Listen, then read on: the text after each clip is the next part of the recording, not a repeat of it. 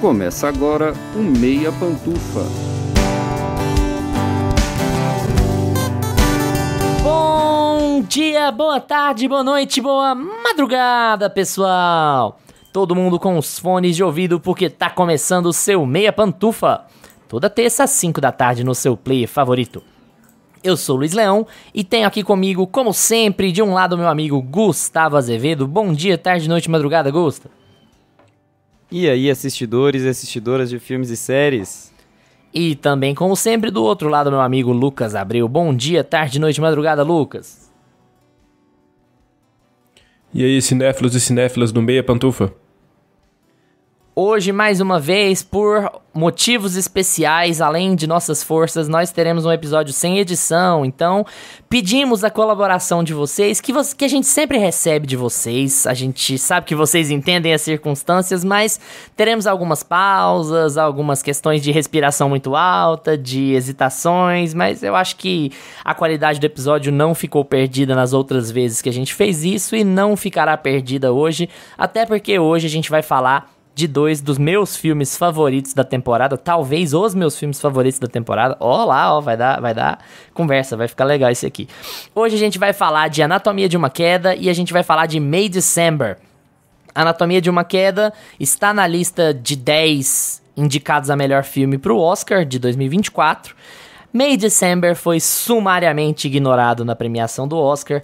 A gente vai tentar falar sobre os dois filmes, tentar falar sobre o que a gente achou dos dois e, se der tempo, também abordar o porquê isso aconteceu. O porquê do enorme snob de May December, Segredos de um Escândalo no Brasil, e também o porquê de Anatomia de uma Queda estar voando nas premiações, apesar de não estar indicado a filme internacional, que seria o Oscar garantido que o filme teria nessa temporada.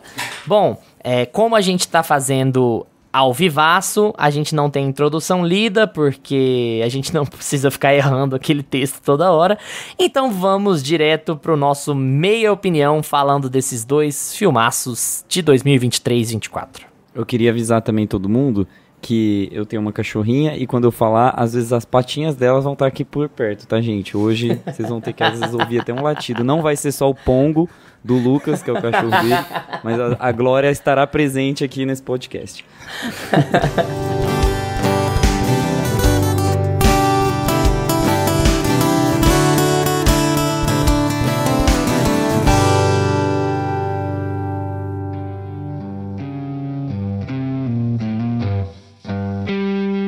Meia opinião.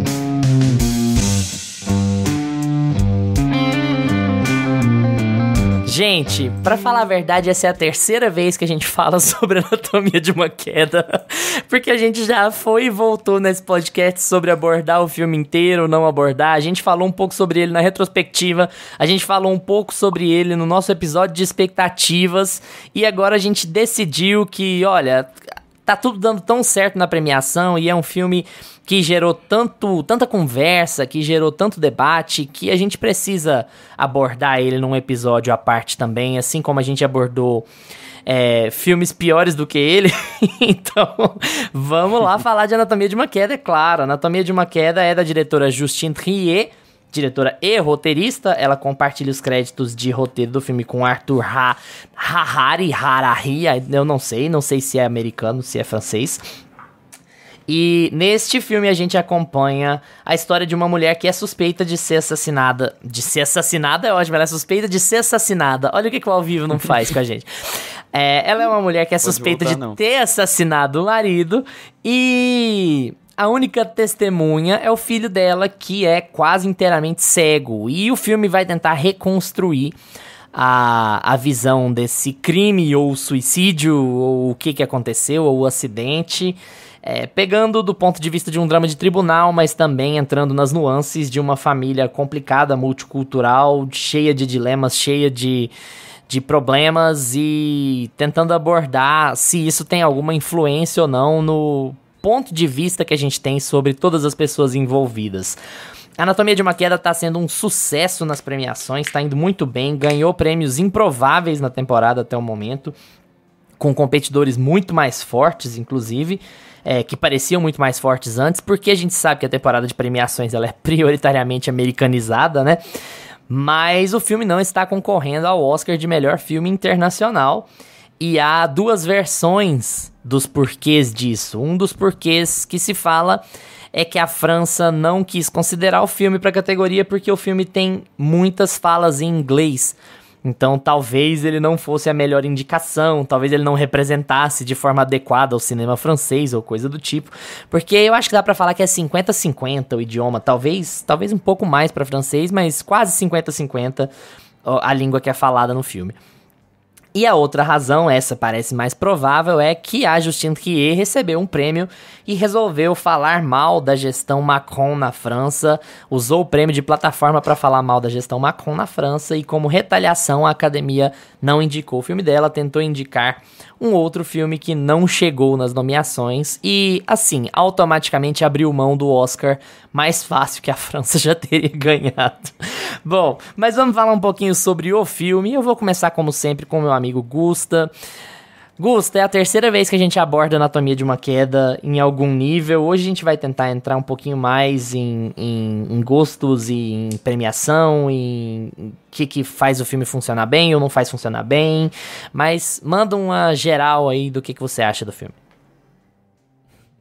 Eu acho esse filme incrível, eu acho que a gente já tinha comentado nos episódios de expectativas, né, e de retrospectiva também. Eu acho que, assim, na verdade, esse filme tá sendo alavancado nas premiações, mas a gente tava com zero expectativa, né, era, assim, todo mundo aqui, a gente já tinha despachado ele, falou assim, não, ele vai ficar em 2023, volta, então, em um episódio de 2024, Anatomia de uma Queda. Então a gente tá acompanhando ali a história de uma família que mora numa casa belíssima, assim, né, de campo, na neve, tá ali naquele clima bem... todo mundo de jaqueta, todo mundo assim se protegendo, tomando um vinho em casa, e a gente já começa conhecendo... a gente conhece ali a rotina da casa, né? Isso que é legal, assim, a primeira impressão que a gente já tem é de como funciona a dinâmica naquele momento daquele casal e daquele filho, né? Então a gente está falando de um homem e de uma mulher que são casados e tem um filho pequeno que aparentemente ele tem um tipo de cegueira que a gente vai entendendo ao longo do tempo ali no filme como está funcionando aquilo para a família. E aí a gente tem uma jornalista, né, que está fazendo uma entrevista com essa mulher e durante essa entrevista uma coisa estranha acontece, o som liga muito alto e é o marido que colocou essa música e gera uma tensão nessa conversa, a gente fica sem entender o porquê desse som alto e tudo mais. Acaba que essa jornalista ela vai embora e minutos depois o filho encontra o pai caído no gelo com a cabeça cortada e morto, sem vida já. Então esse é o pontapé inicial do filme, a gente já é jogado nisso. O pôster é um cara caído, morto na neve. Então, assim, pelo amor de... Aqui não vamos falar de spoiler nessa parte aqui não, tá, gente? Porque o filme é sobre a anatomia dessa queda, no caso. Então, a gente vai começar a entender, ou a gente vai começar a duvidar e questionar e a se perguntar sobre esse caso, porque a gente vai ter advogados que vão entrar para defender e para acusar, a gente começa a ter um desenvolvimento de um filme de tribunal, né? A gente vai ter um drama de tribunal, só que ao mesmo tempo ele não se restringe a isso, ele não é um filme que ele quer te mostrar um drama dentro de um julgamento, ele quer te mostrar as particularidades de todo o processo e de como aquelas pessoas estão enfrentando aquele processo de uma forma... é quase uma análise psicológica, né, de todos os personagens que estão ali envolvidos naquela história. Então é um filme que ele tem muito apelo ao Oscar porque ele tem muitas camadas, ele traz um desenrolar de tramas que não é óbvio ao primeiro olhar, né? Ele, inclusive, se você recortar tudo isso que eu falei agora e colocar para o próximo filme...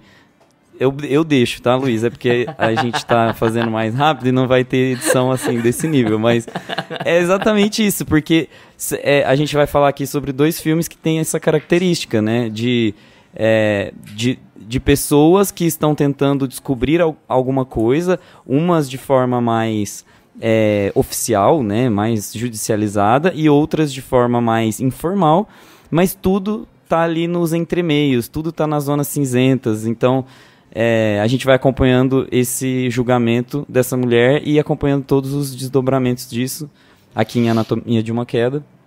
E assim, é aquele filme que no final você consegue bolar várias teorias, você consegue conversar com várias pessoas sobre o filme, ele começa a gerar assunto, ele começa a... e se você fosse o juiz e você tivesse ouvido aquela fita daquela briga, para quem você daria razão? Quem bateu em quem?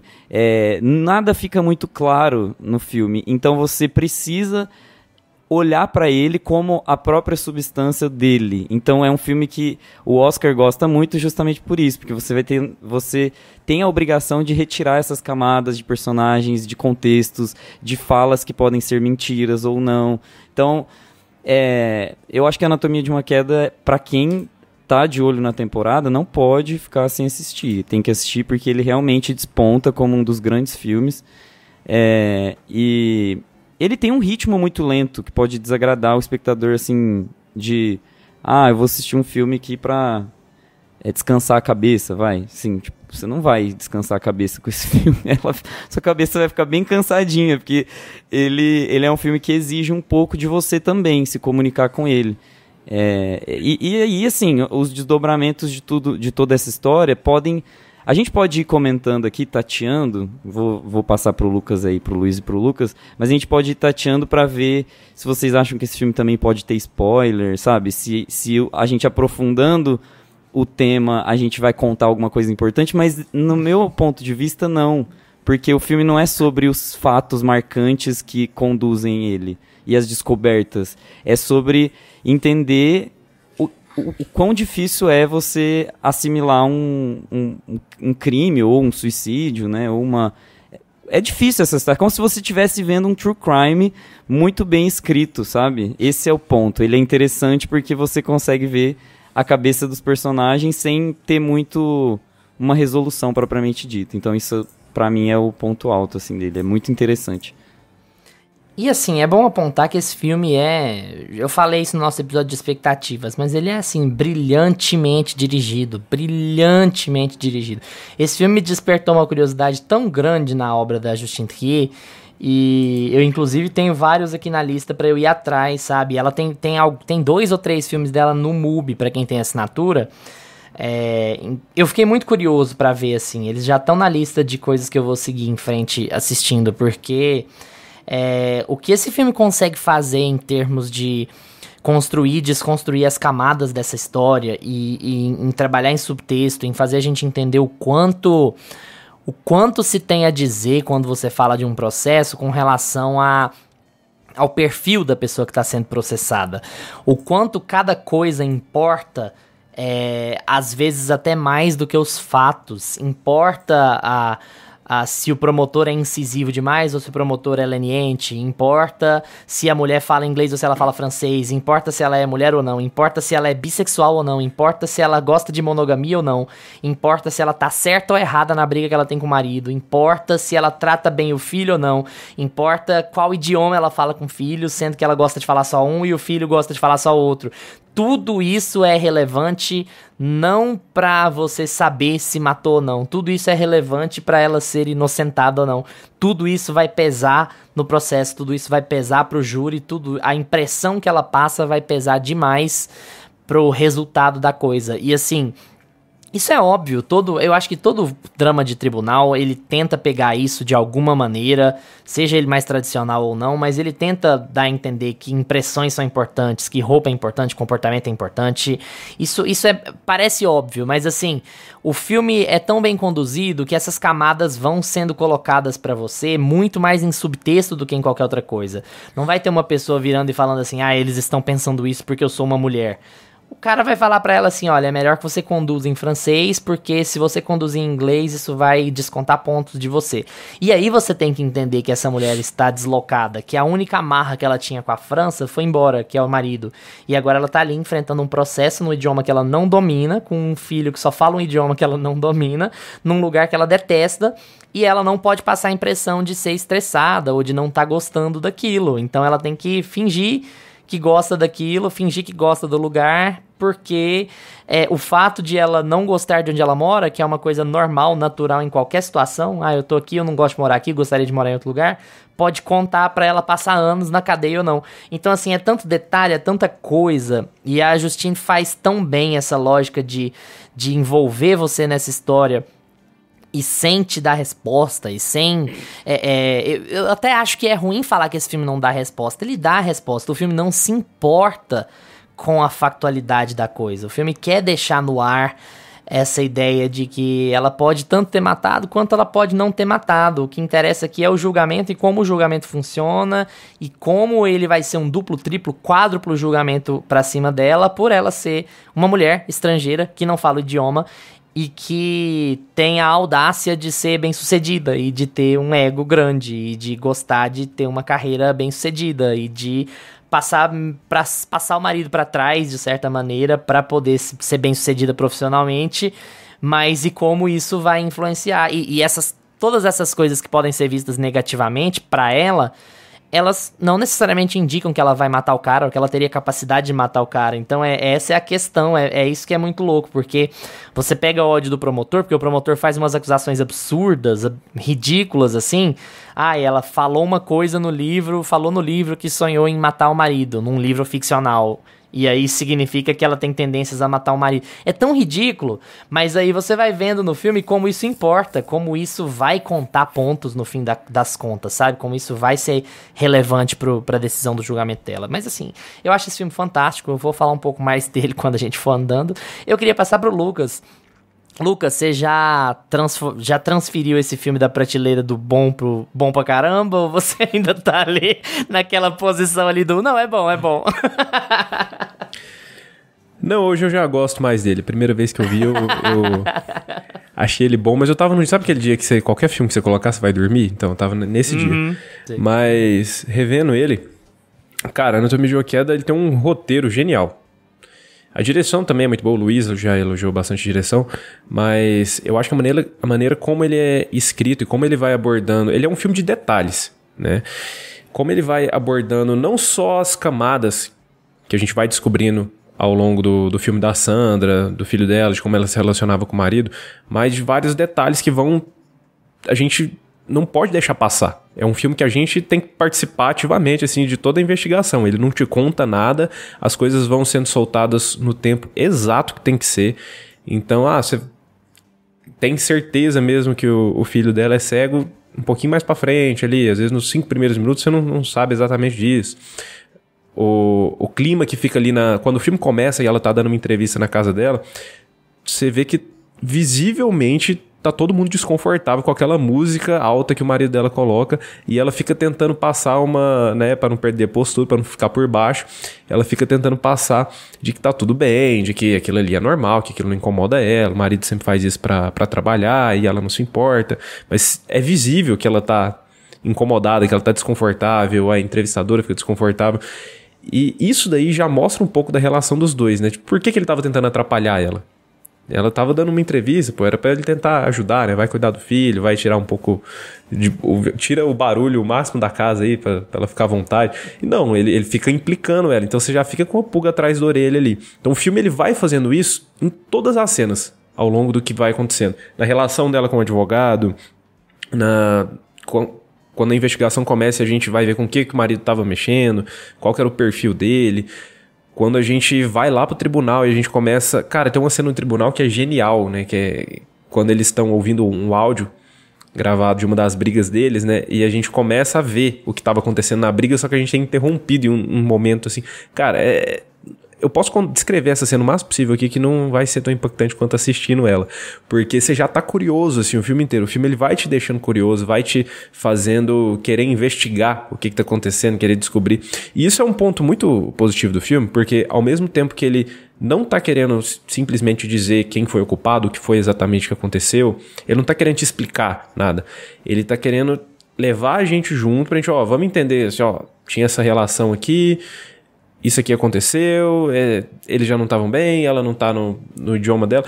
Então, é uma grande situação que tem vários detalhes onde as pessoas envolvidas nessa situação estão desconfortáveis, onde as relações já não estão 100% boas. E o filme, ele vai te trazendo pra perceber isso mais de perto. Apesar de ter acontecido isso daqui, pode ser que ela não seja culpada. Pode ser que...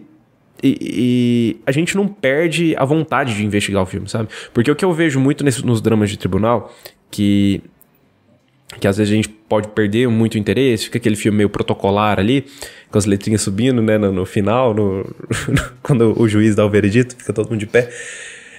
O que eu vejo que a gente perde o interesse é que geralmente ou é tudo solucionado e explicado assim, ou a gente consegue desvendar o filme antes do final, ou então o drama fica se arrastando até ter um veredito, um personagem que vai dar Ou então é brega, como o final do set de Chicago, né? Que é tipo assim, nossa, não existe outra palavra pra definir, é brega mesmo, assim, listar, ficar em pé, falar um monte de nome e a galera começar a bater palma, pelo amor de Deus. Eu comecei a falar lembrando exatamente do set de Chicago, meu Deus do céu, cara. Nossa, um dos piores anos do Oscar, mas enfim. Mas enfim, e eu acho que esse filme ele acerta justamente nisso, sabe? Ele não entra... Eu no começo dele, assim, até no meio ali, eu tinha até uma certa dificuldade de tratar ele como um drama de tribunal. Ele de certa forma, um drama de tribunal, mas ele não é o estereótipo, né, do drama de tribunal. Ele não é esse filme protocolar, ele não segue a cartilinha, né, igual o Bradley Cooper segue aí pra ir pro Oscar. Ele consegue inovar, ao mesmo tempo que ele é um drama de tribunal, ele consegue trazer isso de uma forma mais inovadora, de uma forma sem explicar, sem ser expositivo, de uma maneira que a gente tenha que ser um espectador ativo, de prestar atenção em tudo, um filme que não deixa a gente perder a curiosidade em nenhum momento. E, cara, eu acho que isso tudo... Claro que a gente tem uma ótima atuação da Sandra Hüller, a direção tá muito bem encaixadinha, mas eu acho que isso tudo... O que eu consigo ver de melhor nesse filme aqui é o roteiro, cara. Como tudo é conectado, como tudo é escrito pra ir caminhando de uma forma orgânica, e no final do filme você vai descobrindo camadas sobre o relacionamento dela com o filho, sobre a vida profissional dela, sobre a personalidade dela, sobre a vida com o marido. E às vezes você fica torcendo pra ela, às vezes você já não tá torcendo, e o filme te deixa em vários lados, assim, te deixa confuso o tempo todo. E eu acho que isso é o melhor dele. Ele não te deixa perder a curiosidade em nenhum momento, conforme ele vai caminhando com a história. E ele não fica maçante, ele não fica chato. Ele te traz junto da história, mesmo não sendo expositivo e mesmo sendo um filme talvez um pouco mais lento. Eu não considero ele tão lento assim, mas mesmo ele não sendo aquele filme que vai trazer uma resolução definitiva em algum momento. Eu acho que me lembra, assim, a sensação um pouco de After Sun, que é aquela, assim, vou me explicar aqui. Me lembra um pouco aquela coisa de a câmera está ali porque ela precisa estar ali, sabe? Você sente tanta naturalidade em como o filme é mostrado, e isso tá tudo escrito, né? Tá tudo no roteiro, a gente sabe disso. Então, é bizarro porque você vai vendo uma história tão fluida e os detalhes são tão pertinentes, eles são tão específicos, que é impressionante saber que aquilo foi desenhado em forma de roteiro antes de existir. Eu acho que esse é o impacto que gera, assim. A gente fica com aquela vontade de saber como ela estruturou aquelas ideias e como ela decidiu colocar aquelas câmeras naqueles momentos, naquelas situações, por que ela decide mostrar a cena de briga e não a leitura e não o áudio, sabe? São tantas decisões importantes pro filme que a direção salta, porque são decisões executivas, mas ao mesmo tempo o roteiro brilha, porque você consegue enxergar que aquelas decisões elas estavam planejadas para acontecer, mas parece que alguém colocou a câmera ali, os atores começaram a falar e parece natural, parece que não soa truncado e brega, talvez, como o exemplo do set de Chicago, que é tipo, por que a câmera decidiu fazer um plano aberto do tribunal com todo mundo se levantando, da poltrona da frente A até a Z de trás, enquanto os créditos sobem e o texto fica vazado no canto, porque, sabe, tipo, são diferenças de estrutura que quando você vê na tela, você sabe, cara, esse filme é um filme que é um filme sabe? É um filme que tá ali é o filé do filé. Então, Anatomia de uma Queda tem essa pegada, né? Só complementando o Lucas aí. Cara, eu mencionei essa cena, né, do áudio, mas tem uma outra cena que é a do filho dela, né? Que o filho dela não sabe se apagou a luz, não sabe se saiu com o cachorro antes, não sabe em qual tomada que ele mexeu, por qual porta que ele saiu. Cara, aquela cena lá também é genial, porque são detalhes, são coisas assim do cotidiano. O menino é cego, ele tem umas casas adaptadas pra ele e ele não tem certeza, ele não enxerga, ele não tem certeza se saiu por ele. E outra, às vezes a gente não tem certeza o que a gente comeu no almoço, quando a gente tá no fim do dia. Imagina você tentar lembrar por qual porta, você nem tá enxergando, você tentar lembrar por qual porta, por qual a tomada que você encostou. Cara, então são muitos detalhes assim. No dia que seu pai morreu, que você tinha outras trocentas preocupações, além de saber que hora você ligou a luz, sabe? Exatamente, então uma das coisas que eu mais gosto no filme é isso. Como ele vai abordando esses detalhes assim do cotidiano, do dia a dia, que são coisas que realmente uma pessoa de verdade às vezes não lembraria numa situação, né? Tem várias coisas que às vezes a gente esquece que a pessoa te falou aquilo, você esquece que roupa que você tava naquele dia. Então o filme aborda todos esses detalhes assim de uma forma muito natural, que vai deixando tudo mais convincente. E falta pra esse filme, assim, a indicação que faltou pra ele, além de filme internacional, pelos motivos que a gente já falou, mas a indicação de melhor doguinho, né? Porque o doguinho viajou aqui, cara, ele investiga, ele tem até o clipe dele de Oscar, que é ele passando mal, vomitando, triste, deprimido, e depois ser curado. A melhor parte não é a melhor parte do filme, evidentemente, mas o doguinho ganhou muita fama por ele. Eu queria comentar um negócio, que a gente tá discutindo grandes cenas do filme. Eu acho que tem um plano em particular que me encantou demais, que eu não consegui comentar sobre ele nas outras 2 vezes que a gente falou sobre Anatomia de uma Queda. Ele ficou na minha cabeça, assim, muito depois que o filme acabou, que é quando é uma das primeiras vezes que o filho da Sandra tá depondo. E a câmera da Justine é tão inteligente, porque ela passa correndo da esquerda pra direita. Ela fixa nele, ela vira pro promotor, ela volta nele, aí ela volta pro advogado. É um plano, assim, muito simples, mas ele é tão bonito, porque a câmera vai e volta. E isso é um diretor com intenção, né? Porque ela tá te mostrando a ideia de que existe alguma neutralidade em termos da direção, em qual é a verdade dos fatos ali. O menino tá sendo pressionado tanto pelo lado de defender a mãe, quanto pelo lado de acusar a mãe. E ele tá no meio do caminho, porque ao mesmo tempo que ele quer ser sincero, que ele quer a verdade, que ele não quer nunca acreditar que a mãe dele matou o pai dele, ele não vai jogar a mãe aos leões sem ter certeza. Então ele tá em muita dúvida, então ele tá pressionado de todos os lados. Não importa o que o espectador acha, e eu acho que a maior parte das pessoas vão ver esse filme torcendo pela libertação, pela inocência da personagem da Sandra Hüller, eu pelo menos imagino, assim, mas eu acho que o filme, ele tenta dar essa espécie de aspecto de neutralidade em como ele é executado, porque ela não quer resolver o mistério da factualidade da coisa. Ela não tá afim de te dizer por A mais B. Ela não vai pôr você numa cama de hospital no final com Barry Keoghan subindo em você e explicando pra você toda a malvadeza que ele fez. Isso não vai acontecer, sabe? Ela vai dá o resultado do tribunal, isso vai acontecer no filme, então existe algum nível de satisfação, você sabe o que aconteceu, não é um final absolutamente vazio, o que aconteceu no tribunal, né?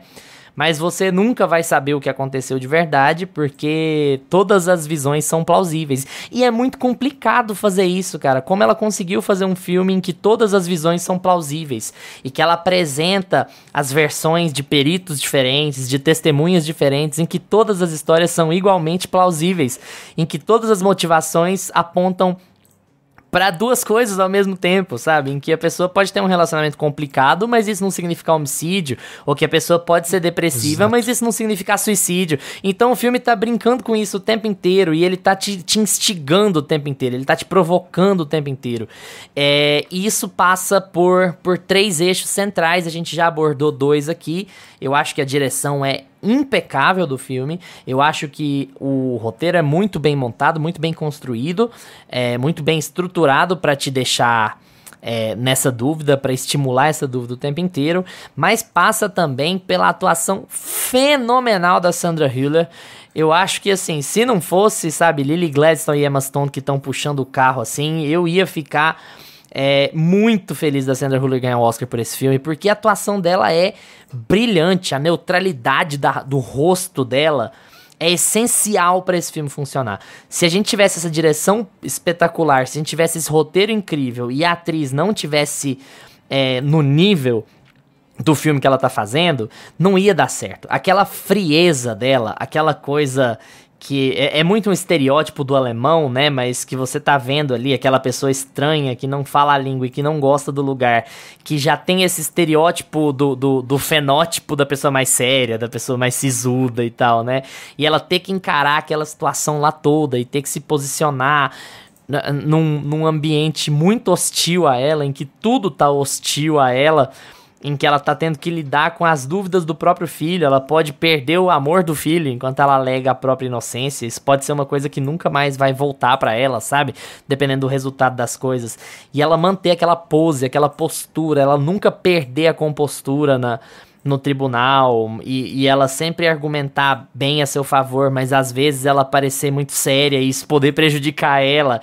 E aí você tem um momento que você tem a fita, né, em que a gente vai ver ela brigando com o marido, que vai ser um momento de explosão, vai ser o único momento de explosão da personagem, o único momento de explosão que a atriz tem pra fazer o filme inteiro, e ela fazer com aquela desenvoltura, sabe? Uma pessoa seca e séria por 2h15, e aí por 15 minutos ela tá num momento de explosão, assim. A atuação dela é incrível, é tão multifacetada quanto o resto do filme, quanto o resto da estrutura do filme. Eu ficaria feliz demais se ela ganhasse, apesar de não vai rolar, porque ou vai ser a Lily Gladstone ou vai ser a Emma Stone. A gente sabe como é que premiação funciona, né?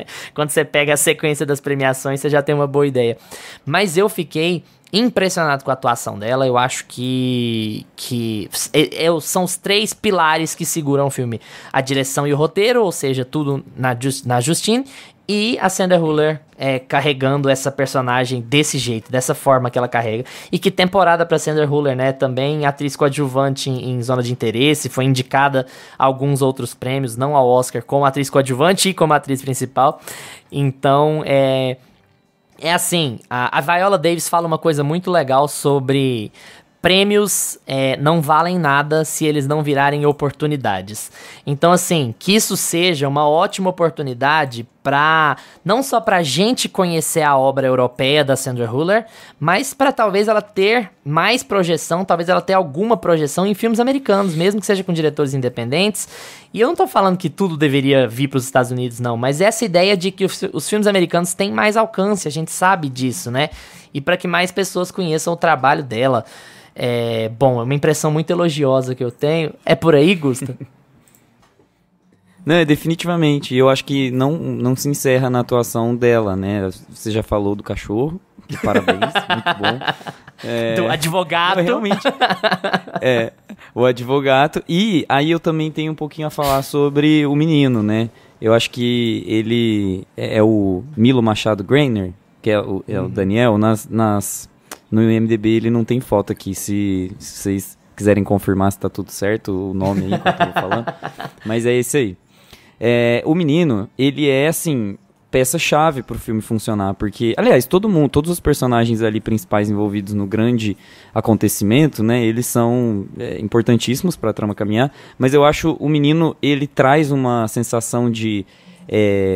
porque, assim, apesar da gente ter esse olhar distanciado da direção, a gente também tem algumas intenções que são criadas para cada um dos personagens, né? E isso é óbvio, porque a gente tá falando sobre um produto feito ali do zero, né? E tal.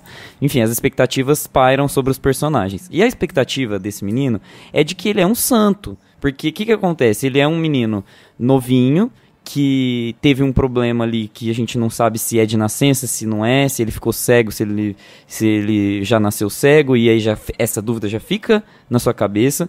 E aí ele é super bonzinho, ele é super comportado, e ele sabe adestrar o cachorro, ele sabe como chamar, ele sabe como apagar a luz, ele anda sozinho no meio da neve, ele volta, ele, sabe, faz as atividades dele, então ele fica como se fosse essa figura um pouco inocente, pura, pra fora quase da família, sabe, assim, que não depende dos pais, porque ele se torna uma entidade ali para aquela situação, e as pessoas se utilizam da imagem dele para fazer a engrenagem girar, seja a acusação para fazer a condenação, né?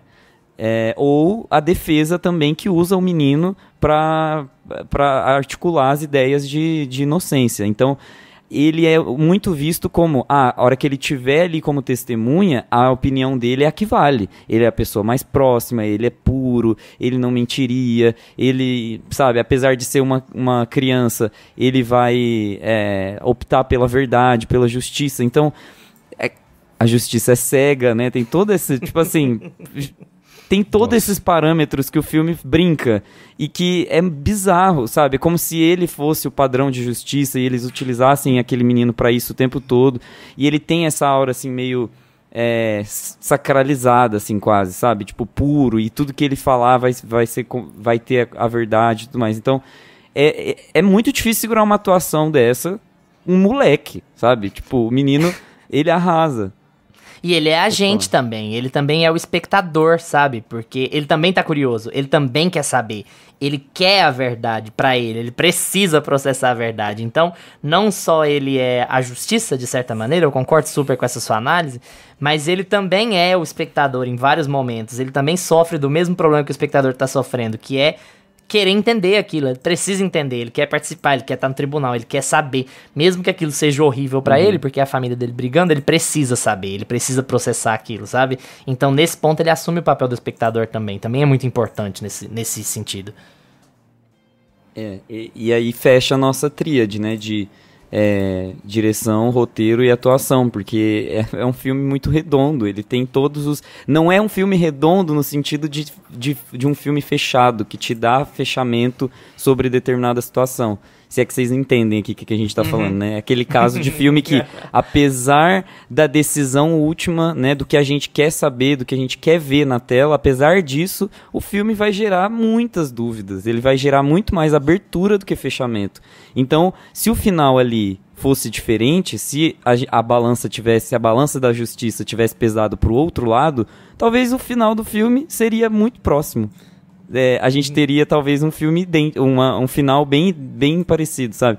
Então, é óbvio que isso impacta a nossa sensação de, isso foi o que o juiz decidiu e isso é o que aconteceu de fato no filme, né? Tipo, é o desenvolvimento factual daquilo. Ia afetar, sim, mas não afetaria o sentimento que o filme traz em relação à própria história, aos personagens que ele constrói. Então, assim... É um filmaço. Eu acho assim, é difícil falar que eu indicaria pra todo mundo assistir em qualquer horário, em qualquer lugar. Não, assista ele concentradinho, assim, sabe? É bom tá com uma energia boa pra assimilar as informações, pra prestar bastante atenção, jogar o celular bem longe e mergulhar ali naqueles personagens, entender o que a diretora tá querendo mostrar. É um filme que, apesar do Lucas ter falado que não é lento, eu acho ele lento, sim. Eu acho que ele é frio, né? As decisões são... as decisões de fotografia deixam a gente um pouco inseguro, né? Com onde a gente está pisando. Às vezes tem uma paisagem muito aberta, depois tem planos um pouco mais fechados, bem no rosto. Então... eu acho assim, tem várias decisões estéticas que me agradam também no filme. Mas tenho essa consciência, assim, de que é um filme que vai te demandar um pouco. Você vai precisar... É até legal assistir com mais gente, talvez, pra poder depois conversar. É muito bom. É um filme que vai gerar muito essa dualidade entre a fotografia... Porque a fotografia fria, ela quer dar essa ideia... asséptica, neutra, factual. Nós vamos nos apegar a detalhes, a verdade dos fatos. Não existe paixão aqui. É tudo factual, é tudo metódico, é tudo técnico. Mas ao mesmo tempo que você tem essa fotografia fria, você tem a dualidade de você descobrir que tudo importa, e várias coisas importam, e a impressão das pessoas importa. Então, mesmo que o filme a fotografia do filme venda ele como técnico, as emoções envolvidas no julgamento é que vão decidir a coisa. Então você tem esse conflito, essa dualidade entre o que a fotografia faz e entre o que realmente vai acontecer num tribunal. Como a impressão das pessoas sobre a coisa é mais importante do que a verdade dos fatos, quando a verdade dos fatos ela não é fácil de captar. E o filme acaba focando muito nisso. Eu queria só fazer um outro apontamento antes da gente passar pra frente também, que é a trilha sonora fantástica que esse filme tem, que é feita pelo personagem do menino também, né? Também é feita pelo Daniel. E a trilha sonora é basicamente quando o Daniel vai tocar piano, tem música. Quando ele não vai tocar, não tem música. E aí o clima do filme vai sendo alterado de acordo com a música que ele tá tocando no piano, e a velocidade que ele tá tocando a música no piano, e a vontade que ele tá tocando a música no piano. A trilha sonora vai te guiando de forma maravilhosa por conta desse tipo de detalhezinho assim. E é uma coisa muito legal de ver no trailer. Eu acho que o trailer considerar isso é muito bom. Vendo, porque eu vi o trailer só depois que eu já tinha visto o filme, né?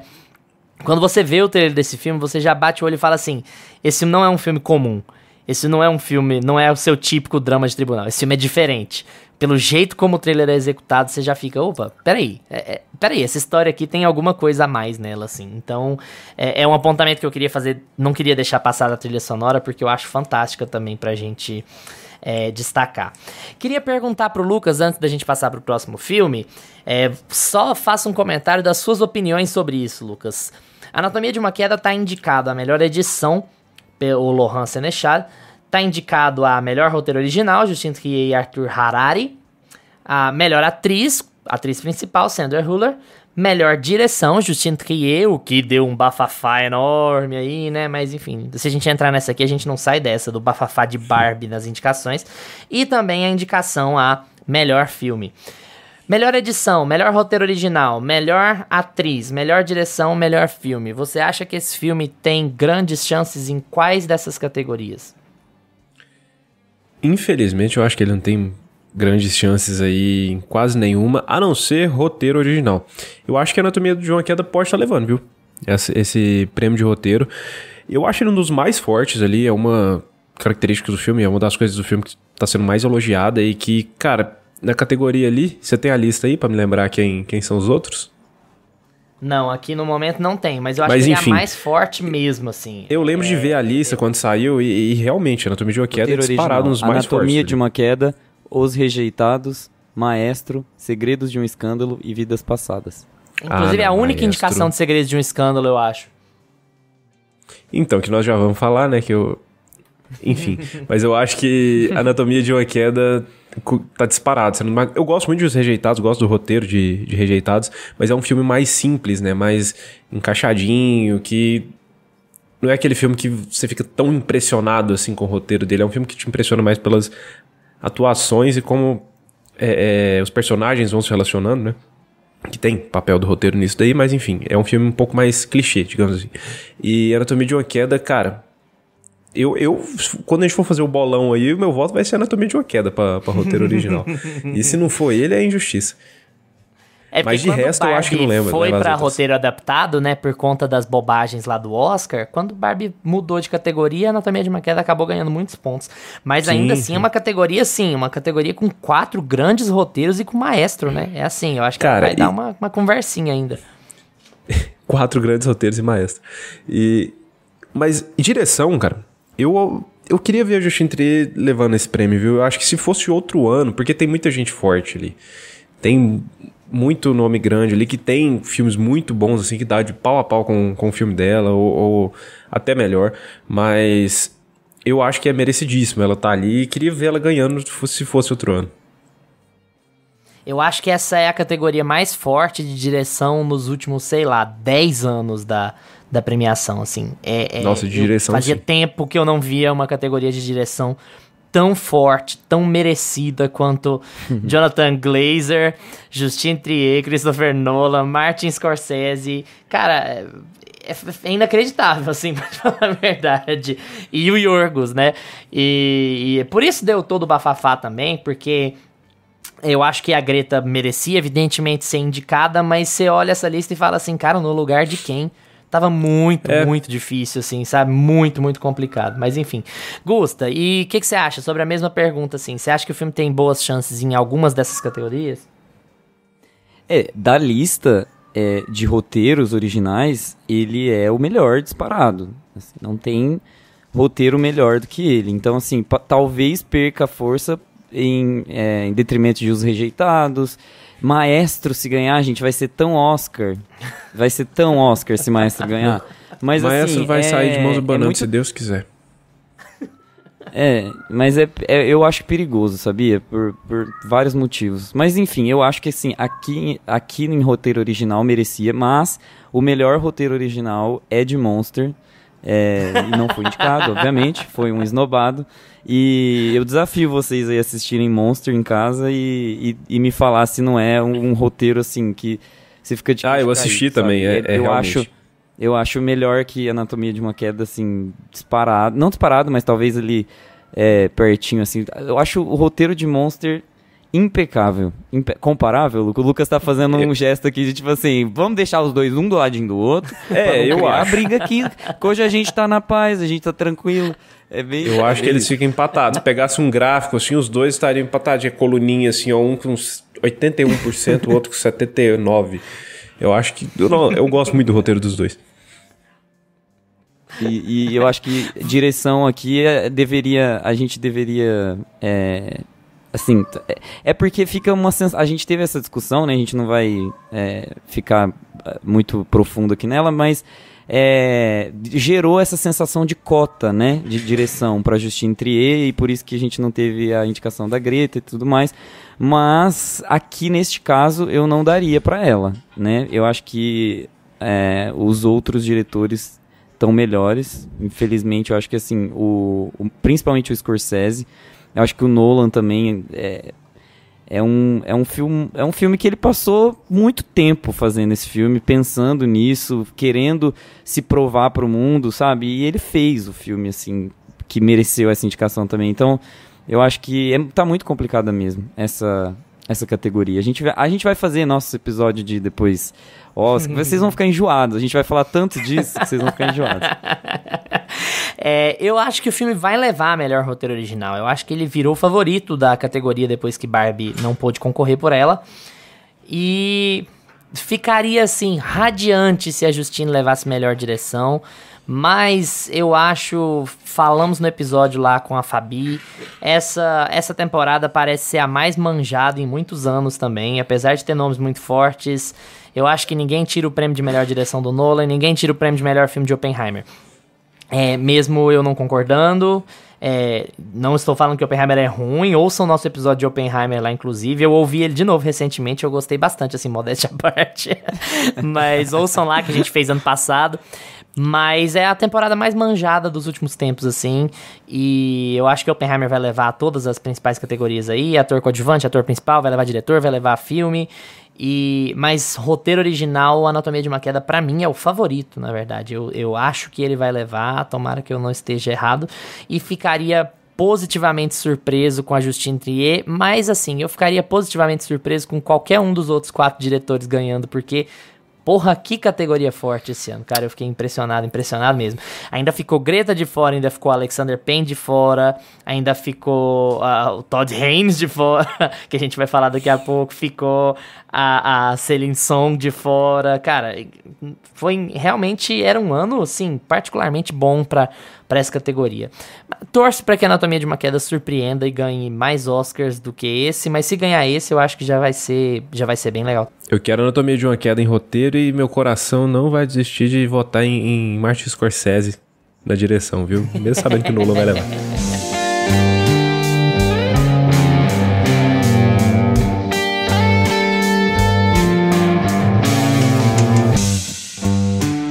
Bom, agora a gente vai falar de Segredos de um Escândalo, May December no original.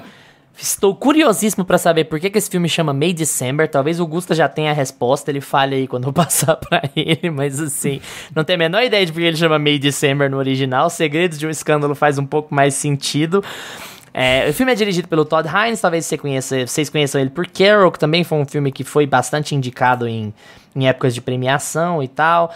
O filme tem bem o estilinho do Todd Haynes, assim, o estilo de direção dele. E esse filme é classificado como uma comédia, o que pode parecer estranho, mas eu acho que é porque ele vai pela lógica da sátira, né?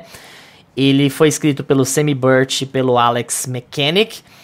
E nesse filme a gente acompanha uma versão ficcionalizada de uma criminosa dos anos 90 que abusou de um aluno dela de 12 anos na época, né? Ela tinha 36. E aí ela abusou sexualmente dele, foi pra cadeia por causa disso. Depois ela engravidou, ela ficou grávida na cadeia, depois ela saiu de lá e se casou com o garoto quando ele tinha 18 anos. Foi uma coisa assim, e atualmente ela faleceu em 2016, se eu não me engano, faz pouco tempo, ou talvez até menos que isso. E enfim, aí eles tiveram que formar uma família, tiveram outros filhos.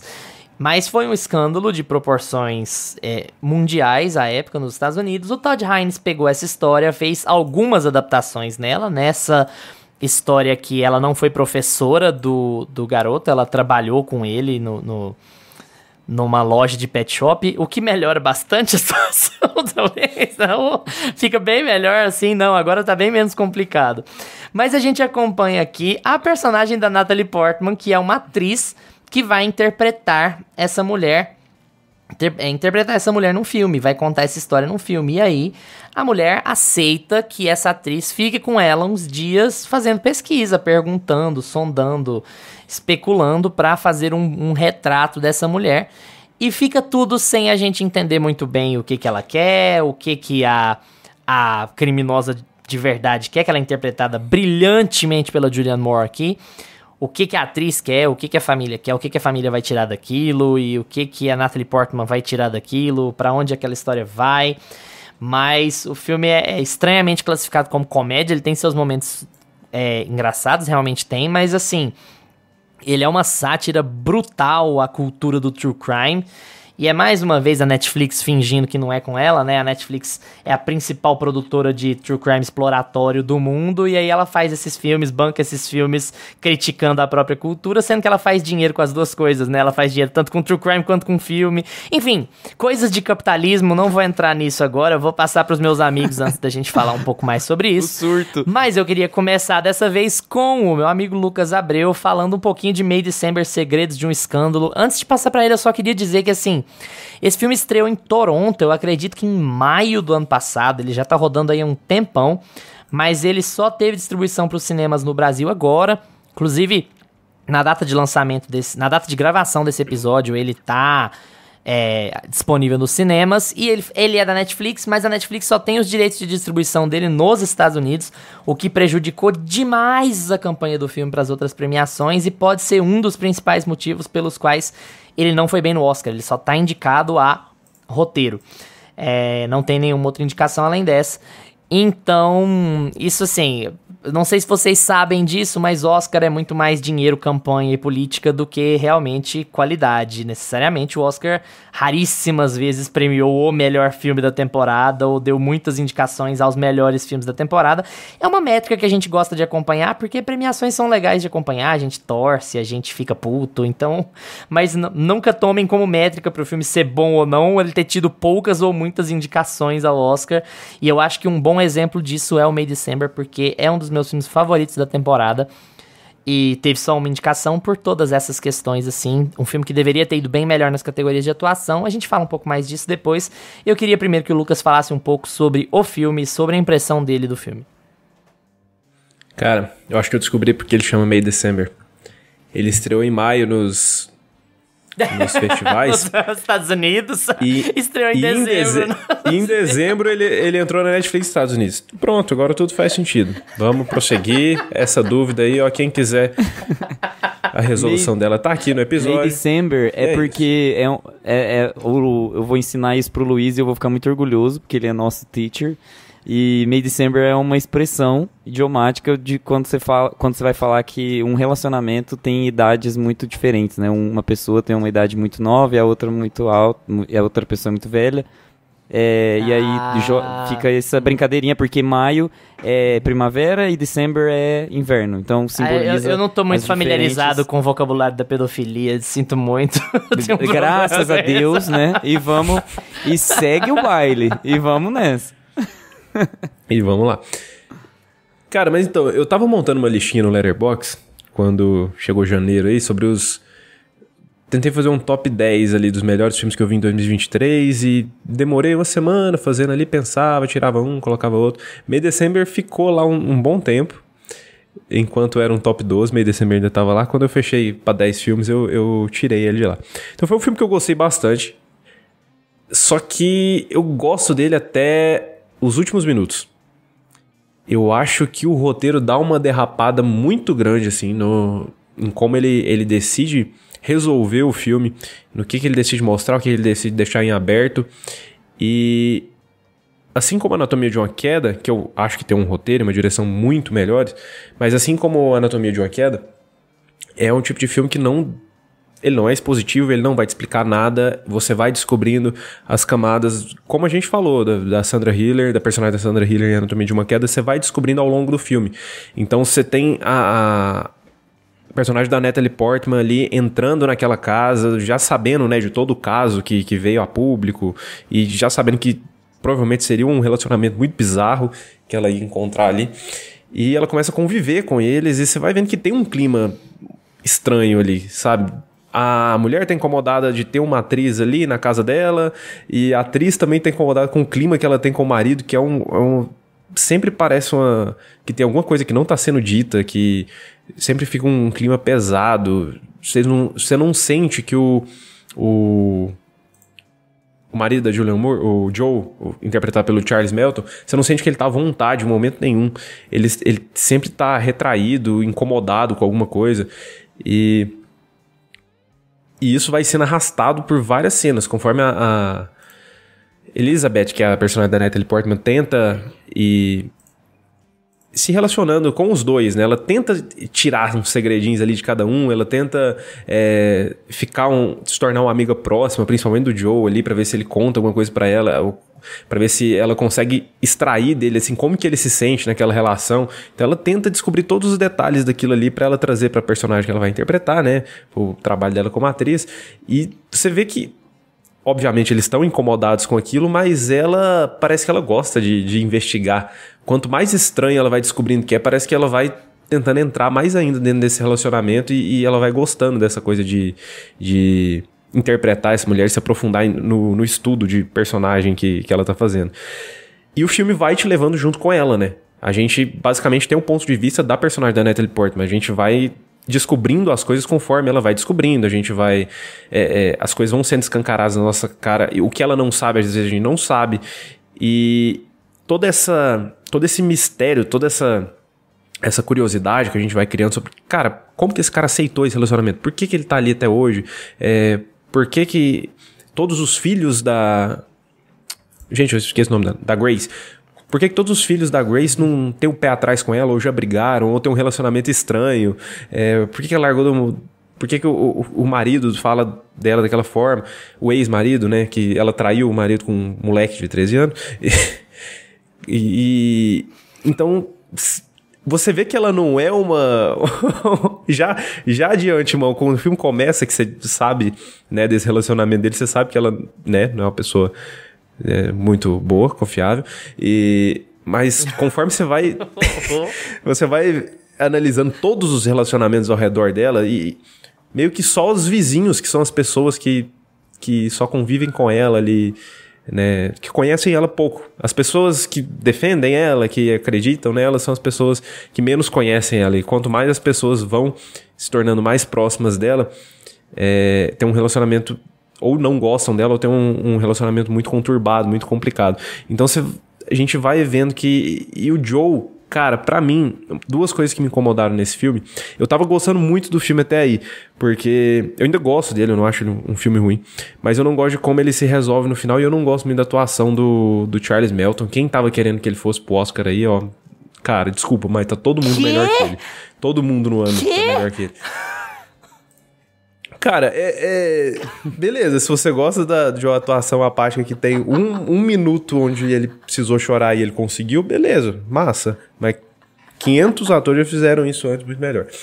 E a Lily Gladstone tem uma coisa uma atuação muito parecida em Killers of the Flower Moon, e ela faz isso anos-luz de distância. Ela faz isso muito melhor, que é o personagem retraído, que tem um relacionamento ali, que vai carregando aquilo ali nas costas, e aquela atuação que tem que ser vista pelo olhar, pelo sentimento dela em tela, que nada é dito. Cara, eu gosto do personagem do Charles Melton em como o roteiro trata ele. Como o roteiro trata o Joe. Eu gosto disso, mas a atuação dele não me convence, não.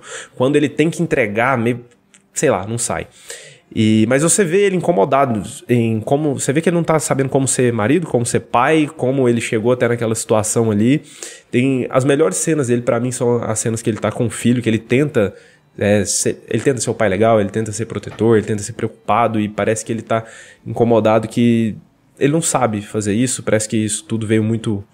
numa fase da vida dele que ele não esperava, que ele não queria, e as coisas simplesmente foram acontecendo e ele se encontra naquilo ali agora. Mas eu acho que o filme, ele é muito desenvolvimento pra nenhuma conclusão. Ele decide deixar algumas coisas em aberto, que não é ruim a decisão de deixar algumas coisas em aberto. Eu não queria que nada fosse exatamente explicado, mas o filme deixa a gente curioso meio que pra nada no final. Você entende que, beleza, ela é essa pessoa que teve esse relacionamento com ele, e a gente tem essa atriz que foi acompanhando eles, vendo toda essa bizarrice, como que eles são de perto, como cada um lida com essa relação, o que os filhos dela têm a dizer. E aí a gente simplesmente fica com a versão que um filho contou, com a versão que o marido contou, com a versão que o ex-marido contou, e no fim ela meio que tenta... A personagem de Julianne Moore tenta ser ameaçadora pra cima da personagem da Natalie Portman, e a gente termina sem entender direito essa personagem, sabe? Eu acho que essas questões que deveriam ser fechadas, não em texto, não com os personagens trazendo isso pro texto, mas nas situações que a gente vai encontrando nessa relação. Eu acho que o Todd Haynes teve várias oportunidades de deixar toda a trama mais bem resolvida, mais fechadinha, e ele simplesmente tenta acabar o filme. E eu sinto que o filme ele não se resolve muito bem. A gente tem muito desenvolvimento, a gente tem atuações ótimas. Eu acho que a Julianne Moore e a Natalie Portman, elas não terem sido indicadas esse ano é quase um crime. Eu sei que são poucas vagas, mas pelo menos uma delas tinha que estar lá, cara. Eu acho as duas fantásticas. Ah, não, mas tem a Mary Herrera, tem a Annette Bening, tem a Jodie Foster. De Deus, pelo amor de Deus, colocar a Jodie Foster e a América Ferreira lá esse ano no lugar dessas... pronto, essas duas... não, nossa, nem me lembro. Mas enfim, é um pecado, é um crime, não tinha que ser preso quem terminou essa votação lá e não colocou as duas nessas indicações, porque... Agora, já o Charles Melton, vocês vão me desculpar, mas eu acho que ele não foi lá, trabalhou, recebeu, não fez mais que obrigação, e é isso. Então, mas o principal... Eu gosto muito do filme por conta da curiosidade que ele desperta. Muito parecido com o que Anatomia de uma Queda me despertou, sabe? A gente tem que estar alerta, acompanhando o filme, descobrindo essas camadas pouco a pouco, de uma maneira bem orgânica. A gente tem um ponto... Aqui a gente tem um ponto... Em Anatomia de uma Queda, meio que a gente tá solto ali como espectador, e a gente tem que ir pegando os detalhes que o filme vai trazendo. Aqui a gente tem um ponto de vista da personagem da Natalie Portman, e a gente acompanha e sabe do que ela sabe. E a gente vai descobrindo as coisas conforme ela vai descobrindo. E isso, pra mim, é um ponto positivo no filme. Só que chega um momento que meio que isso fica perdido. Eu não sei se vocês tiveram a mesma impressão que eu, mas eu sinto um final vazio, sabe?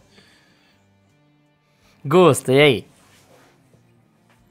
Então, eu tenho a impressão de que esse filme... Eu entendo o sentimento do Lucas, mas eu não sei necessariamente se isso foi um ponto negativo pra mim, sabe? Quando aquela coisa não te incomoda necessariamente, mas eu entendo por que você sentiu isso. Ele é um filme de fim abrupto mesmo, e ele... eu acho que, obviamente, foi uma decisão, porque aquilo ali tá pensado, né? Um projeto que ele pensa em como terminar, em como acabar aquela história. Mas eu acho que a ideia do filme é você se encantar... Encantar não, pelo amor de Deus, não se encantem por essa história. A ideia do filme é que você se envolva com essa história pelo simples fato de que você sabe que é possível. Eu acho que o fato desse filme ser... de ter uma referência da vida real, né? De ter uma pessoa que fez aquilo de fato, ajuda a gente a entender a seriedade de tudo aquilo. E aí eu vou ali passando por alguns pontos que o Lucas falou. Talvez a atuação... assim, as atuações da Julianne Moore e da Natalie Portman, impecáveis. Eu nunca imaginei que eu ia odiar essas duas mulheres. E finalmente elas conseguiram fazer com que, assim, elas simplesmente fazem papéis detestáveis, e não é nem aquela coisa, assim, graciosa, sabe? É bizarro. A Julianne Moore, ela faz a vilã perfeita, cara. É uma vilã extremamente estruturada, com vários tentáculos, com várias formas de... eu sei. Imagine que as duas estão na 3ª temporada de Big Little Lies. Esse é o filme. Super! Não é? E aí tem as fofoquinhas de bairro, as pessoas que entregam ali a caixinha de cocô na casa dela pra poder ameaçar e mostrar que ela é uma pessoa errada e que qualquer coisa pode acontecer com ela, né? Então, assim, a gente fica acompanhando essa história que é muito densa. E aí, talvez, a atuação do Charles Melton venha um pouco abaixo da expectativa que a gente tem da Julianne Moore e da Natalie Portman, e talvez fica um pouco, assim, aquém do que o filme exigia. Eu acho que... eu não concordo 100%, eu acho que ele convence, mas eu também acho que o papel dele é até pequeno perto das duas, sabe? As duas têm um poder tão grande em tela que ele acaba virando um coadjuvante bem, assim, praticamente o pano de fundo do que a gente vai desenvolver na cabeça da Natalie Portman, da personagem da Natalie Portman e da Julianne Moore. Então eu acho que elas tomam tanto protagonismo mesmo, tanta força na história, que os outros personagens acabam virando material pra gente entender o que tá passando na cabeça delas, porque o próprio filme trabalha com essa questão do espelho das duas, né, do espelhamento de duas idades, de duas mulheres que são diferentes, mas que passam a se parecer no convívio. Tem toda essa brincadeira que a direção é muito assertiva também em criar essa aura um pouco fantasiosa. Tem até um trabalho de fotografia que deixa tudo meio lustroso, brilhante, né? Assim, uma coisa meio... parece que aquilo não é verdade. E aí o espectador sempre se volta assim, cara, essa história ela existiu de alguma forma, e é muito estranho assimilar isso. E o filme todo é esse engasgo, é essa dificuldade de aceitar o que os personagens estão falando, porque você... com certeza vai achar que aquilo é uma mentira. E quando a verdade ela é trazida à tona, ela vem não pelas falas, ela não vem pelos textos, ela vem pela semiótica, né? Então, assim, a gente tem uma cena em que o pai está experimentando maconha pela primeira vez porque o filho entregou a maconha para o pai. Então, é uma infantilização da figura paterna em relação a como ele está convivendo. Então o roteiro, ele busca trazer informações pra gente sem falar exatamente o que ele quer, né? Ele vai criando essa semiótica do abuso, né? Tem uma história de poder sendo contada dentro das formações imagéticas que as pessoas criam de familiares e das pessoas que elas se apaixonam e tudo mais. Então, tem determinados momentos em que você vê a Julianne Moore, por exemplo, deitada na cama chorando igual uma criança. E aí você fala, cara, mas essa mulher, ela tá chorando igual uma criança nessa situação que não tem nada a ver, assim, ela... sabe, o bolo dela venceu e ela vai ter que jogar um bolo fora. Ela tá chorando por causa disso, mas quando ela fala sobre o relacionamento dela com outra pessoa, de uma criança de 13 anos, ela fala que ela é muito ingênua, e que ela com uma voz doce. Então, assim, o filme é truncado de situações que você vai se deparando e falando assim, eu realmente tô acreditando nessa história, essa história realmente existiu, eu preciso entender esses personagens. Às vezes você não quer nem entender. É um filme meio... como que eu posso dizer? Ele é meio como é que é doce amargo? Bittersweet em inglês? Agridoce. Ele é meio agridoce na forma de acompanhar, assim, os personagens. E é extremamente doloroso, repito, extremamente doloroso ver Julianne Moore e Natalie Portman em tela e ter que odiar, sabe? Esses dois anjos que aparecem pra gente na tela. Você odeia as duas, elas são extremamente manipuladoras, elas são extremamente engenhosas, tudo que elas falam, como elas se vestem, tem todo o traquejo ali de simular a língua presa, né, da Julianne Moore, que ela vai fazendo toda aquela coisinha meio fofinha, né, como se ela tivesse... Nossa, que raiva. Como se ela tivesse um problema... como se ela tivesse... Não, ela tem ali um problema de dicção que tá atrelado à infância dela, àquele momento, e aí ela vai assimilando isso pra história e para situações. E quando a Natalie Portman precisa falando de atuação, né? Por isso que o Oscar deveria ter dado uma indicação. Nossa.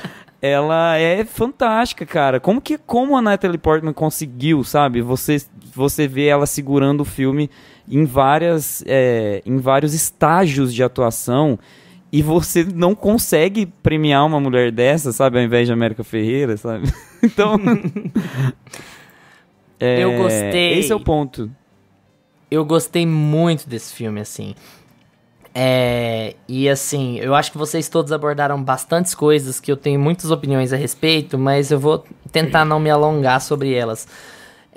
Assim, primeiro, antes de tudo eu queria falar do Charles Melton, do Charles Melton, porque eu discordo frontalmente do Lucas. Eu acho que você tá num filme que é prioritariamente de atuação, como a maior parte das coisas do Todd Haynes sabe? Como os atores têm que carregar muita coisa no contexto. E você tá com duas pessoas daquele tamanho em volta de você, a Natalie Portman e a Julianne Moore, e você trabalhar do jeito que o Charles Melton trabalhou é quase que inacreditável, assim, porque, cara, é impressionante como ele consegue fazer aquela coisa assim... A única vítima do filme, porque eu vou falar assim, os filhos, eles são chatos em termos de estereótipo, sabe? Eles não são escritos o suficiente. Os filhos estão lá só pra cumprir uma função narrativa, sim, a gente não precisa saber muito sobre eles. Mas dos três ali, o cara conseguir trabalhar pau a pau com aquelas duas e ele fazer aquela coisa triste, aquela coisa...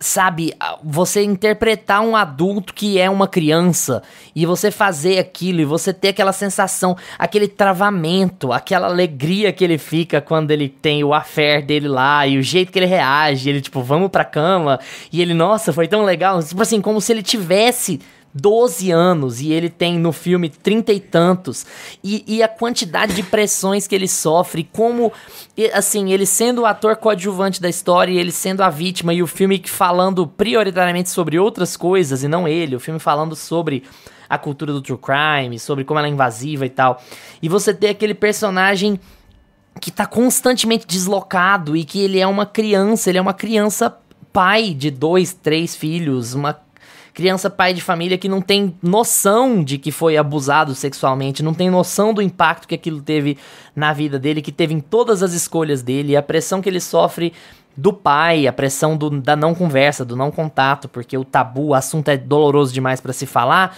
então aquilo nunca se desenvolve.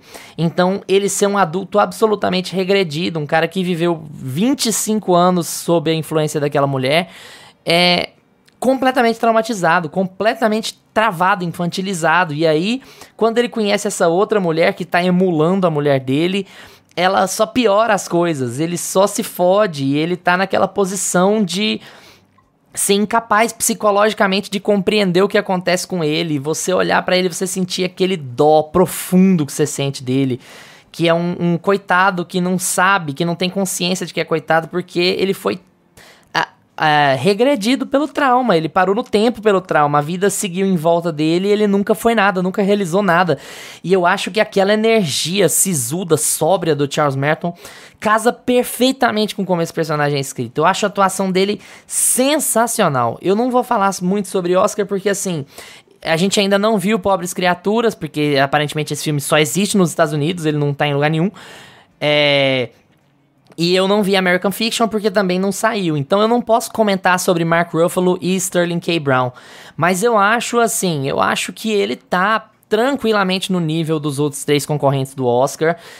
Já dei minha opinião bastante aqui sobre o Downey Jr. também, sobre como o personagem do Downey Jr. não é tão bom, ele fica maniqueísta no fim das contas, apesar de todo mundo saber que o Downey Jr. é um excelente ator e que tá muito bem.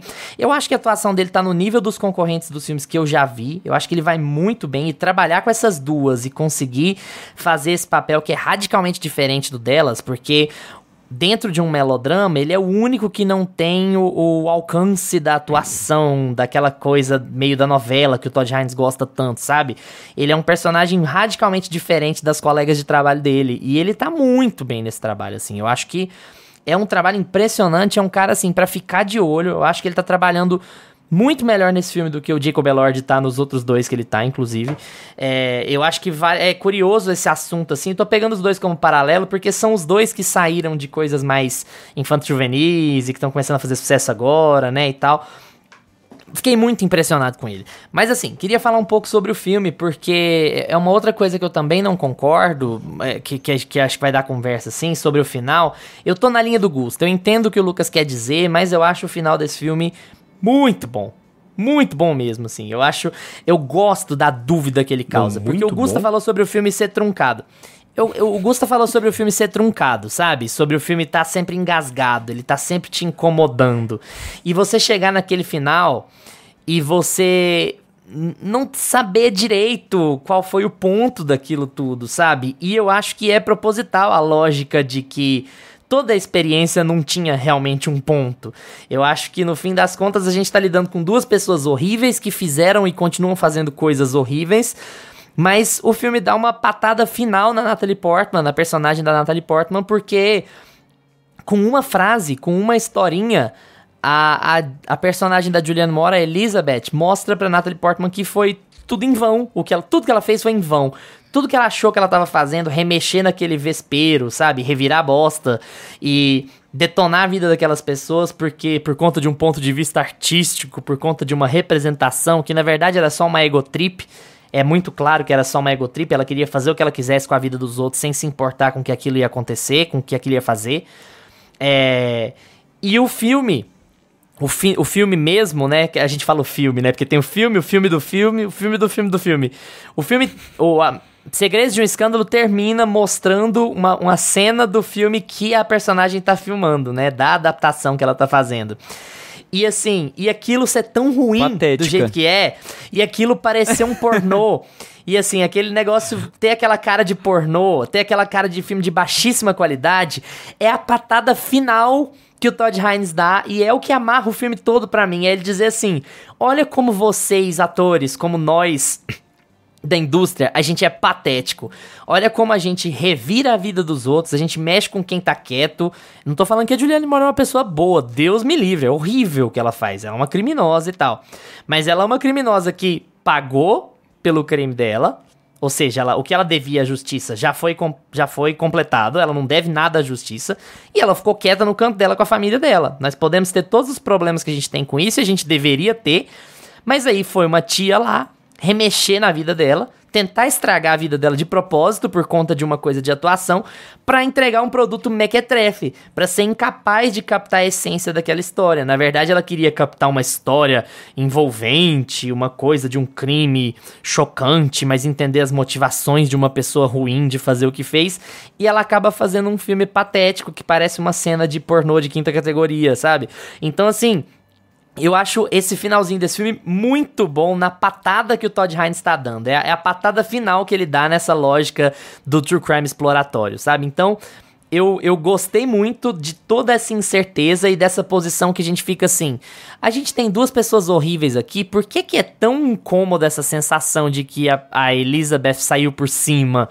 Eu acho que ninguém podia sair por cima, mas a gente tem essa sensação de que, tipo assim, a Elizabeth vai seguir com a vida dela. Simplesmente plantando uma historinha lá, ela seguiu com a vida dela e ela acabou com o processo da atriz que tá interpretando ela. Então, assim, nossa, eu gostei muito da conclusão, achei muito legal. E eu gosto muito dessa comparação que o Lucas fez também com a Anatomia de uma Queda, sobre a gente descobrindo coisas aos poucos, a gente recebendo informações aos poucos pra construir toda a figura daquilo, do que aconteceu e de como aquelas pessoas vivem.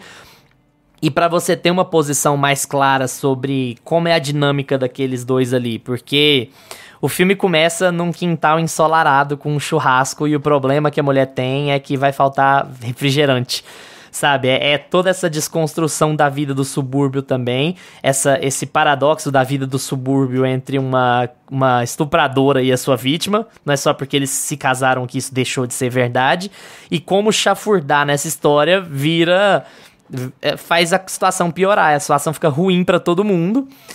E você tem uma segunda pessoa explorando esse cara. Depois de 20 e tantos anos, ele continua sendo explorado. As pessoas que se envolvem com ele detonam ele, acabam com ele. Ele nunca vai deixar de ser uma vítima, e isso é muito cruel. E agora, além de ele ser uma vítima da própria esposa, ele vira uma vítima da mídia. Vira uma vítima do olho xereta das pessoas, da curiosidade das pessoas pelo mórbido, pelo criminoso, pelo sujo, pelo complicado, sabe? Eu acho que o filme é muito bem tratado, ele tem muitas boas camadas e muito carregado pela atuação, assim. Se o filme tivesse tido uma distribuição melhor, com certeza ele ia estar muito melhor posicionado nas premiações. Aí foram outras questões, assim, que envolveram, que eu acho que elas derrubam o filme mais do que qualquer outro fator. Foi a distribuição e a falta de investimento na Netflix, porque a Netflix queria botar a grana em Maestro, porque achava que era isso que ia rolar, e estamos aí. As indicações eles conseguiram, né? Vamos ver. Nossa, que erro, viu, de direcionar as premiações todas pra Maestro e deixar Mid-December largado, assim, né, cara? Meu Deus, nem no Brasil eles lançaram o filme em dezembro, cara. Tava rolando na Netflix fora daqui, no resto do mundo, e não tinha no Brasil. Mas, enfim. Cara, eu concordo com você que é realmente um filme total de atuações e tudo. E eu concordo em tudo que você falou sobre o personagem do Joe, né, do Charles Melton. Só que eu acho que isso não tá na atuação dele, sabe? Isso é muito mais roteiro e direção. Eu acho que quando ele precisa entregar, eu sinto que não vai. Eu sinto que não vai. Não sei se é as pessoas que ele tá contracenando, que a Julia Moore e a Natalie Portman, pra mim, 10 níveis acima dele. Mas, e beleza, eu sei que provavelmente isso é muito difícil, um ator do calibre dele chegar e já ter que se igualar com as atuações das duas, né, que já estão velha aí de carreira. E, cara, só que eu acho que ele protocolar, assim, eu não acho que ele tá ruim, eu acho que ele não merecia todo, na internet a gente vai ver, pô, tá okay, Charles Melton não foi indicado, meu Deus, vou desmaiar. Não, menos. Eu gosto do filme, eu gosto do Charles Melton no filme, mas todos os indicados ali estão melhores que ele, na minha opinião. E assim, provavelmente, e ele é um bom ator, ele tá bem ali, só que, né, a comparação que eu fiz com a Lily Gladstone. Eu acho que a Lily Gladstone consegue passar um pouco do que a atuação dele tem que passar, de uma maneira que, se a gente comparar as duas ali, eu acho que ela consegue te trazer mais pro filme, ela consegue passar uma coisa. Não sei, eu prefiro muito mais a atuação dela, assim. E dos que estão no par aí das indicações, é o estilo de atuação que mais me lembra a do Charles Melton, que é a dela. Mas eu gosto dele no filme. Eu terminei o filme gostando dele. Eu ainda gosto dele. Eu dei 3 estrelas e meia lá no Letterboxd. Acima de 3 é bom já, viu, gente? Vocês não se rebelem aí. O pessoal, a gente dá 3 estrelas e já acha que a gente não gostou do filme, né?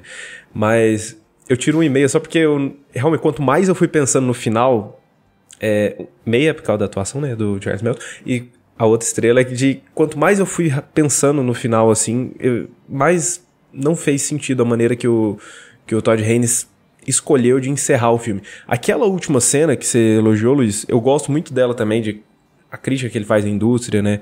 A última cena da Natalie Portman realmente atuando, fazendo o filme ali que ela ia fazer, parecendo um pornô chanchado. E, cara, De Palma fez exatamente essa cena em 84 em dublê de corpo. O filme termina exatamente do mesmo jeito. E é muito bom, porque eu assisti dublê de corpo no ano passado. tinha alguns meses que eu tinha assistido. E, cara, nossa, isso é... Todd Haynes copiou o De Palma, assim, escarada. O Dublê de Corpo já é um filme que o De Palma copia muito o Hitchcock. E aí o Todd Haynes veio e copiou a cena inteira no final. Mas... E deixa eu te interromper rapidinho, porque eu não vou voltar a falar sobre esse filme depois.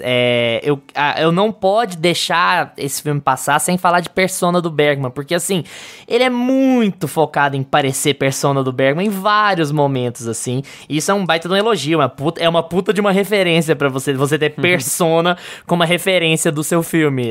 Mas assim... só pra não deixar passar esse comentário, porque, cara, eu adoro Persona, eu acho fantástico, eu acho o melhor filme do Bergman, assim, e meio de longe, assim, tem muito filme bom, mas eu acho que Persona é incrível, e o filme se inspira muito em Persona, em como ele filma, e também nessa ideia de uma pessoa que passa a se parecer a outra com um convívio, que passa a emular a outra, e porque tem esse encanto perverso pela outra pessoa, nisso o tom é muito parecido também. E no fim das contas eu gosto da estranheza de tudo que vai acontecendo, das consequências da personagem da Natalie Portman entrar ali, da Elizabeth entrar ali naquele relacionamento bizarro e causar mais estrago ainda, principalmente pro Joe. E disso tudo eu gosto, só que eu acho que fica muito em aberto ali o que aquilo ali traz de desenvolvimento na jornada do personagem do Joe. Ele simplesmente foi só abusado mais uma vez e você larga ele ali, o personagem ali, sem ter uma outra resolução. A última cena vai ser só ele chorando no banheiro com a esposa e continuar com aquela mesma vida que ele tinha. E você não...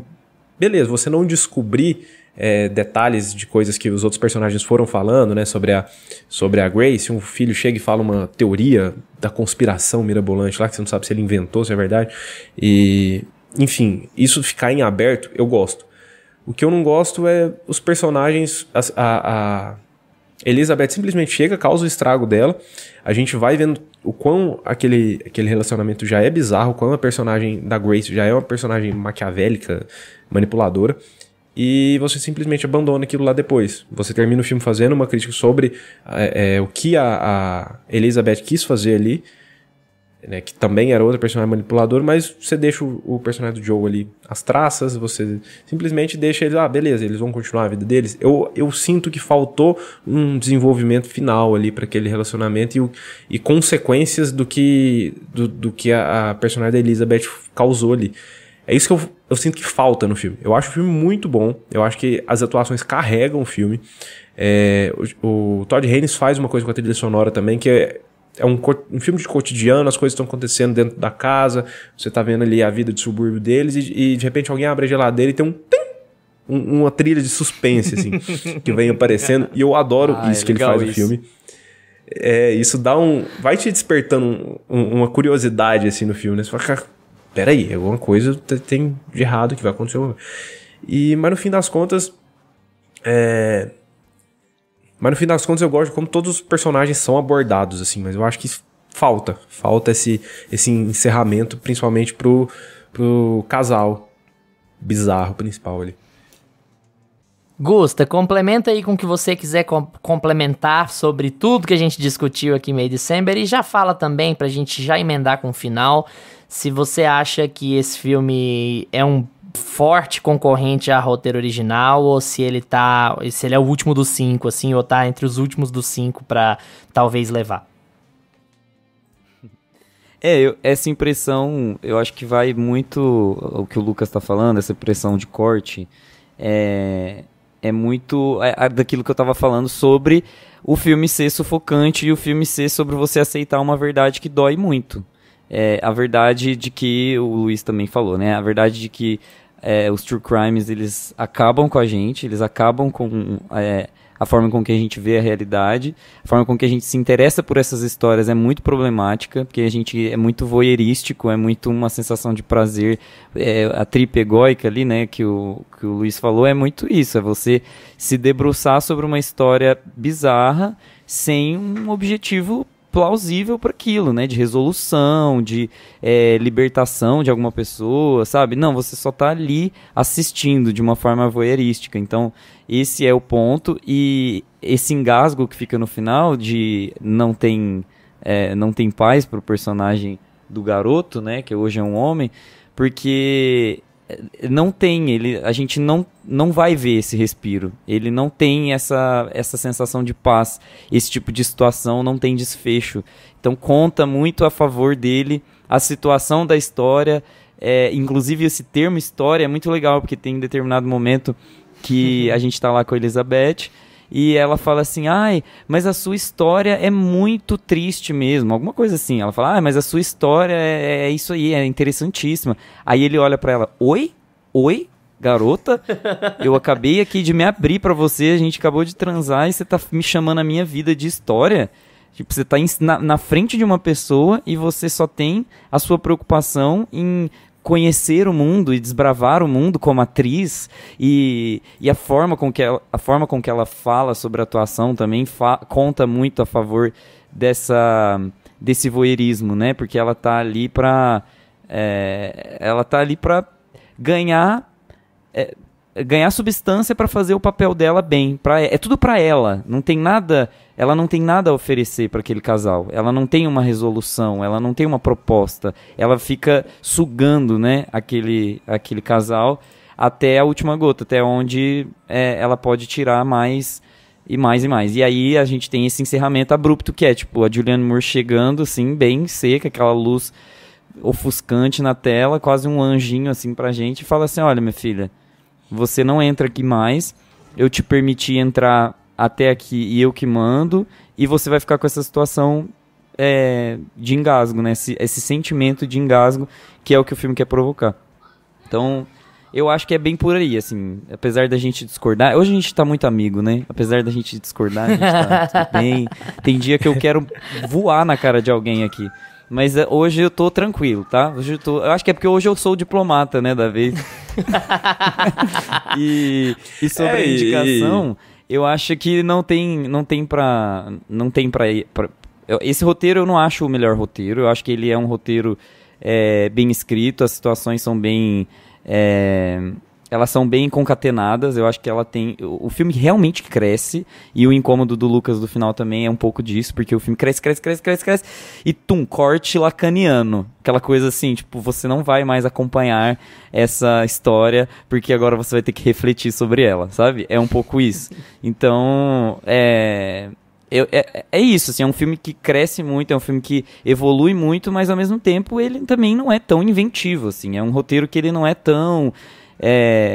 elaborada ao ponto dele conseguir superar um Anatomy of a Fall, sabe? De superar as mais camadas que Anatomy of a Fall consegue explorar dos seus personagens e de todos os envolvidos, né? Eu acho que tem todo esse peso que o roteiro de Anatomia de uma Queda, né? Às vezes eu falo Anatomia de um crime de um escândalo de um crime. Eu confundo. E quando a gente lê o título original, é Anatomy de um chute, né? A gente faz Anatomy de um chute. Aí é sempre muito confuso. Cada hora é uma coisa. É confuso. Mas eu acho que eu acho que não merece e eu acho que não leva. Eu acho que vai bem por aí mesmo. Que eu não quero que ganhe.